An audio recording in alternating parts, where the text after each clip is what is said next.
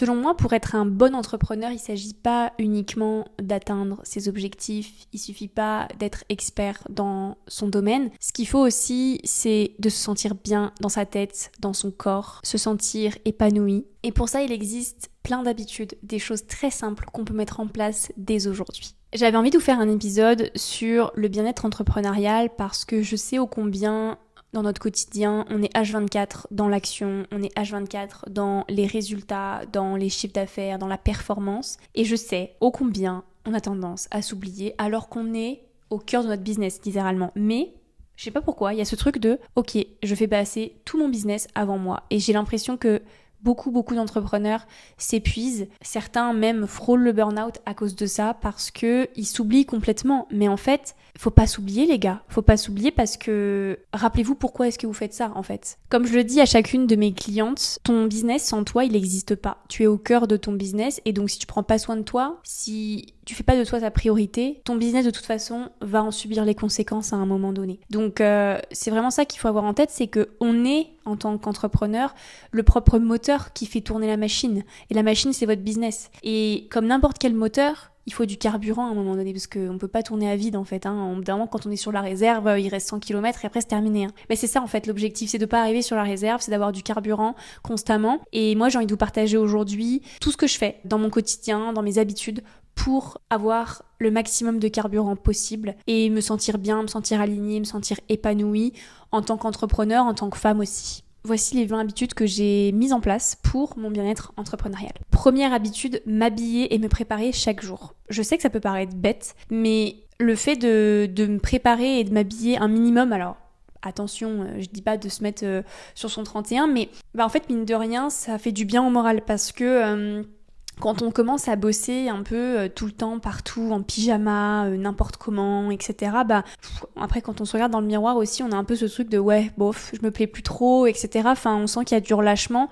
et je crois que c'est important quand même aussi, juste ne serait-ce que de s'habiller pour se mettre dans un mode de travail. Et ensuite, le soir, pouf, on enlève tout et ok, c'est entre guillemets le retour à la maison, même si on y était déjà. Mais c'est vraiment ok, c'est le moment de mettre off sur mon travail et je me mets en tenue, en pyjama, ce qu'on veut. Mais je crois que c'est quand même important. En tout cas, moi, c'est quelque chose que j'essaye de faire. Je le fais pas tout le temps, mais j'essaie de le faire la plupart du temps. Deuxième habitude, sortir dehors. Mais réellement sortir dehors, c'est-à-dire que on est entrepreneur, pour la plupart on bosse de chez nous, derrière notre ordinateur, toute la journée, enfermé. Et des fois, moi je me pose la question et je me dis mais ça fait combien de temps que t'es pas sortie de chez toi, Justine? Et donc quand on arrive à là, c'est pas bon signe. Donc sortir dehors, peu importe ce que vous pouvez faire, ne serait-ce que d'aller en course, d'aller dans un parc, etc. Mais sortez dehors, vous aérez, puis même c'est bon pour la santé, il faut le faire. Troisième chose que j'ai mise en place, là c'est pas pour tout de suite, mais quand ça sortira le podcast, ce sera dans quelques semaines, c'est de faire de la danse. Alors, vous n'êtes pas obligé de faire de la danse, mais en tout cas, trouver une activité qui booste votre créativité. Ça peut être de la danse, ça peut être de la peinture, ça peut être de la poterie, bref, essayez de trouver quelque chose qui vous fait kiffer, mais où vous réalisez quelque chose de vous-même en fait, où vous créez quelque chose. Je crois que c'est important parce que ça permet aussi de sortir la tête du travail et surtout de faire en sorte que ce que vous créez, c'est pas juste par rapport à votre business. Vous créez aussi d'autres choses à côté et je crois que c'est très important pour stimuler sa créativité justement. Ça aura forcément un impact pour votre business. Dans le même esprit, mais on reste dans le sport, c'est en fait justement d'aller pratiquer du sport. Alors moi, je vais faire du sport dans une salle de sport, je fais des cours collectifs. Pourquoi? Parce que ça me permet de pas être toute seule quand je fais du sport, ça me permet d'avoir quelqu'un qui fait des séances adaptées, qui sont réfléchies, avec des vrais objectifs et puis de rencontrer plein de gens aussi, c'est cool et puis il y a le côté dépassement de soi, le côté de décharger. Je trouve que dans le sport, il y a cette notion-là de décharger. Et j'ai remarqué un truc, moi quand je fais du sport, je suis beaucoup plus concentrée. Et j'ai aussi beaucoup plus de fatigue naturelle, donc c'est-à-dire que je m'écoute beaucoup plus et le soir, je m'endors beaucoup plus tôt. Et donc je suis pas en train de penser à mon business, etc. etc. Donc faire un sport toutes les semaines, franchement, c'est vraiment sous-coté comme conseil. Même si je sais que tout le monde le dit, mais franchement, il faut vraiment tester. 5e habitude, je vois mes proches, ma famille et mes amis très proches. Moi, j'ai pas beaucoup d'amis, mais voir les gens que j'aime, profiter d'eux, ça, c'est un regain d'énergie en fait. N'oubliez pas pourquoi est-ce que vous êtes lancé dans l'entrepreneuriat. Et moi, je sais que j'aime bien avoir du temps pour profiter de ma famille, etc. Et ça me permet de sortir la tête de mon business aussi et de faire des choses de la vie en fait, parce que j'ai pas envie de passer ma vie à travailler. Clairement, même si j'adore mon métier, j'ai pas envie de passer ma vie à travailler en fait. Donc, essayez de voir vos proches, ceux que vous aimez, ceux à qui vous tenez. C'est ultra important et très bénéfique pour son bien-être et pour sa santé entrepreneuriale. Un peu dans le même état d'esprit, c'est aussi d'aller parler à des entrepreneurs. Essayez de vous trouver un petit peu des business besties, ou en tout cas même juste des business friends, avec qui vous êtes sur la même vibe, avec qui vous pouvez partager un petit peu ce que vous vivez en tant qu'entrepreneur, parce que parfois on est un peu tout seul dans notre merde, il faut le dire, et pas tout le monde peut comprendre ce qu'on vit, parce qu'on est sur un modèle qui sort tellement du commun de la société que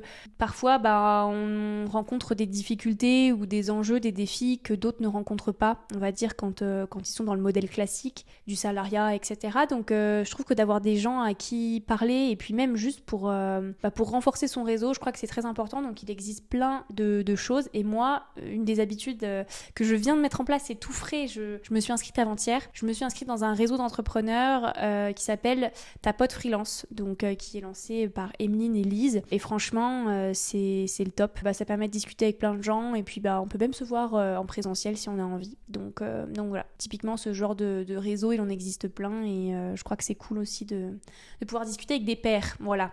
Au milieu des moldus, nous les sorciers, c'est cool de se retrouver aussi un petit peu de temps en temps. 7e habitude, je coupe les réseaux le soir, je coupe mon téléphone, j'essaie de le faire le plus tôt possible, donc quand j'ai fini ma journée de taf, que j'ai fini de communiquer avec tout le monde en gros, j'essaie de couper un maximum mon téléphone, juste parce que mon téléphone c'est aussi mon outil de travail, donc si je suis tout le temps dessus, même le soir, en fait je suis quand même tout le temps sur mon outil de travail.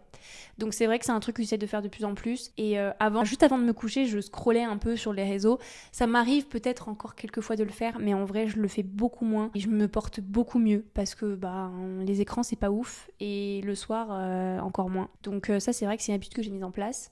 Et 8e habitude, dans le même esprit, j'ai arrêté de regarder mon téléphone dès le réveil. C'est un truc que je faisais au début, je me réveillais, mon téléphone sonnait, parce que c'est mon réveil, et tout de suite j'allais regarder ce qui se faisait sur les réseaux, les messages que j'avais eus, etc. Mais en fait j'ai même pas laissé le temps à mon corps de se réveiller, et je le plongeais dans le travail en fait. Donc franchement c'est pas ouf du tout. Et puis en plus voilà, si jamais il y a des trucs pas cool qui surviennent, des notifications pas cool, peu importe lesquelles, mais du coup ça te fait commencer la journée dans un mood pas ouf. Donc maintenant ce que je fais, c'est que mon réveil sonne, je laisse en mode avion pendant au moins 30 minutes, parfois même jusqu'à 1 heure, et après seulement je prends mon téléphone et voilà, je regarde si j'ai eu des messages clients, mes messages Instagram, etc. Je regarde ma publication du jour, etc.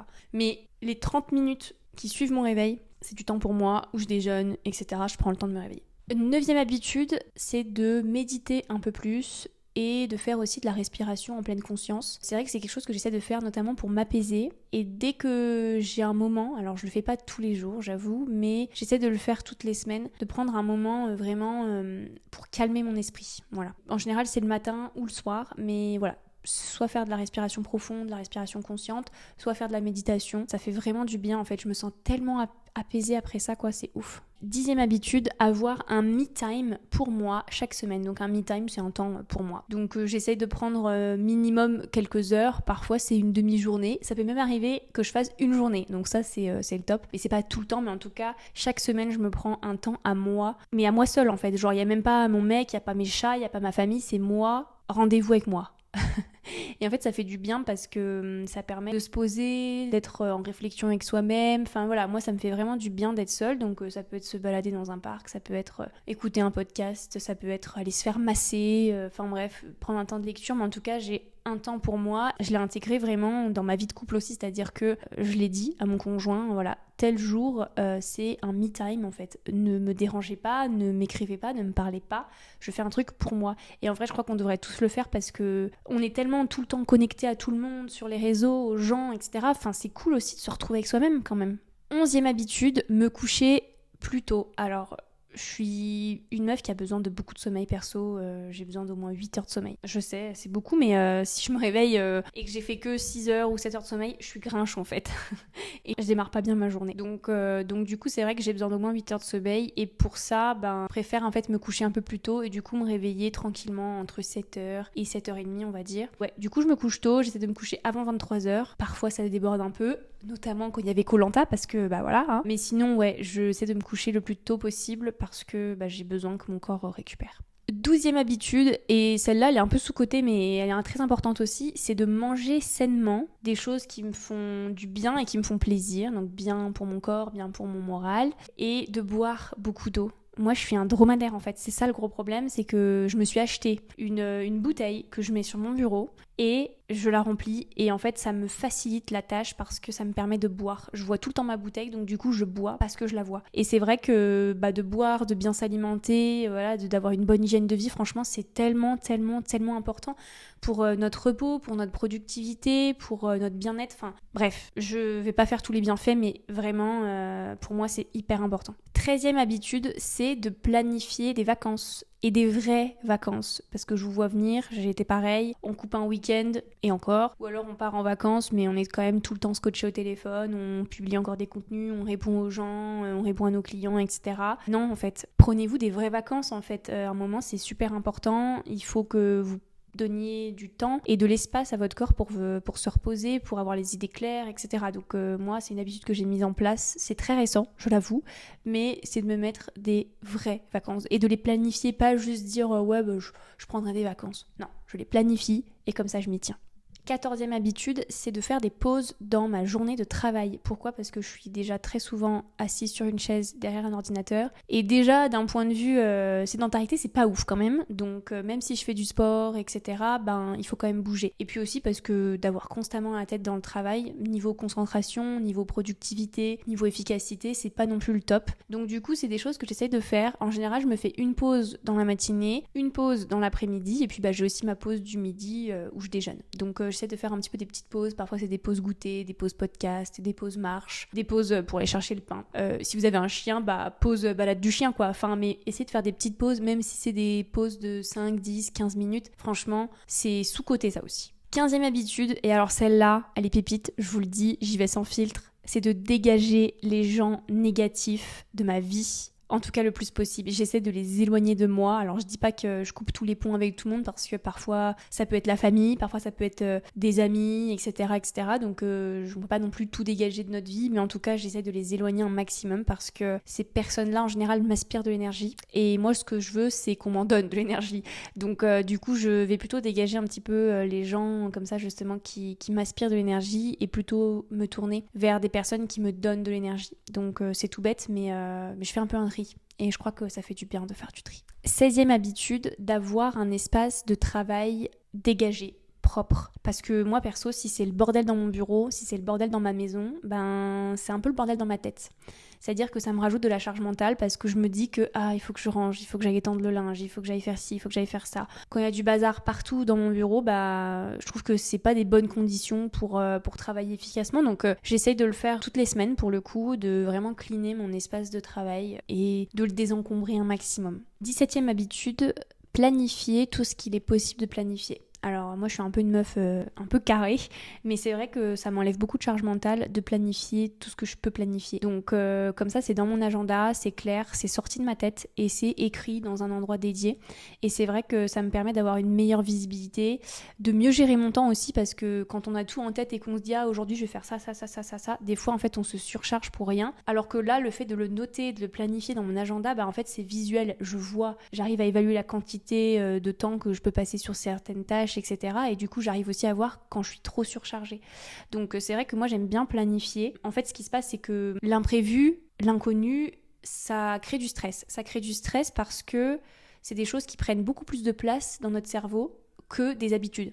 Quand c'est planifié, quand c'est habituel, notre cerveau, en fait, il réfléchit même plus, en fait. Alors que quand c'est une nouveauté, que c'est de l'inconnu, que c'est pas planifié, etc., ça crée du stress. Donc c'est vrai que ça, c'est des choses que j'essaye de faire le plus possible. Il y a toujours des imprévus, il y a toujours des choses qui viennent se caler dans l'agenda, mais en tout cas, du mieux que j'essaye de faire, c'est vraiment de planifier tout ce que je peux planifier. 18e habitude, apprendre à dire non.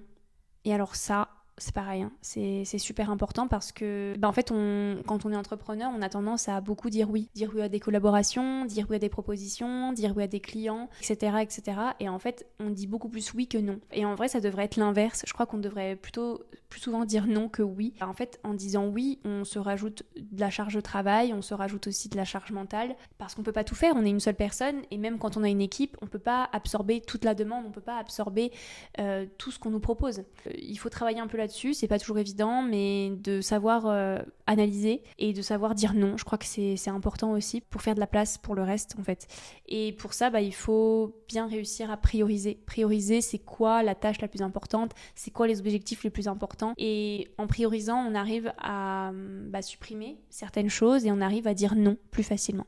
19e habitude, célébrer mes victoires, même les plus petites. En général, je me récompense, alors c'est pas forcément des récompenses de fou, hein, genre je vais pas m'acheter un iPhone ou un truc de dingue à chaque fois que j'ai réussi un objectif ou que je suis fière de moi, mais c'est plus déjà de me dire des gentils mots à mon égard, parce que je crois que des fois on se fait beaucoup violence à nous-mêmes, donc c'est déjà de me dire des gentils mots, de me célébrer intérieurement, on va dire. Et puis ensuite, si le cœur me le dit, c'est de me faire un petit cadeau, de me faire un petit plaisir. Parfois, c'est juste d'aller manger une gaufre en ville, quoi. Parfois, c'est un petit massage, parfois, ça va être un petit repas sympa. Il y a plein de manières, je pense, de se célébrer, de s'acheter un livre, enfin bref. Je crois que c'est important parce qu'on est tellement tout le temps dans cette culture de il faut faire plus, il faut faire mieux, etc., etc., qu'on en oublie de se féliciter, on en oublie de regarder un petit peu derrière le chemin parcouru, donc voilà, très important. Et enfin, dernière habitude que j'essaie de mettre en place, c'est de prendre du temps pour écrire, pour poser un petit peu mes ressentis, mes émotions, parce que elles sont en couleur, hein, parfois, d'une journée à une autre, et parfois même d'une heure à une autre, on passe d'une émotion de ouf à une émotion pas ouf du tout. Et c'est vrai que j'aime bien faire ça, soit le matin, soit justement en fin de journée, de noter un petit peu ce que je ressens, comment je me suis sentie aujourd'hui, qu'est-ce qui s'est passé aujourd'hui. Enfin voilà, c'est un petit peu du journaling, il existe plein d'outils pour le faire, mais c'est vraiment juste de sortir de ma tête un petit peu tout ce qui se passe à l'intérieur. Et le fait de l'écrire, de le coucher sur le papier, ça permet aussi de s'en détacher et d'avancer. Donc ça c'est un truc que j'aime bien faire, et je trouve que ça me permet aussi d'avoir les idées plus claires, parce que parfois quand j'ai des idées, je les note et tout me semble plus clair, plus fluide, parce que en les écrivant, je les rends beaucoup plus concrètes que si ça reste dans ma tête. Voilà. C'est tout pour ces 20 habitudes. J'espère qu'elles vous auront donné des idées. D'ailleurs, n'hésitez pas à partager cet épisode en story sur Instagram en me taguant et en mettant tout simplement vos habitudes à vous, vos petites habitudes du quotidien pour vous sentir mieux, pour développer ce côté bien-être entrepreneurial qu'on a souvent tendance à oublier. Et moi, je vous dis à la semaine prochaine.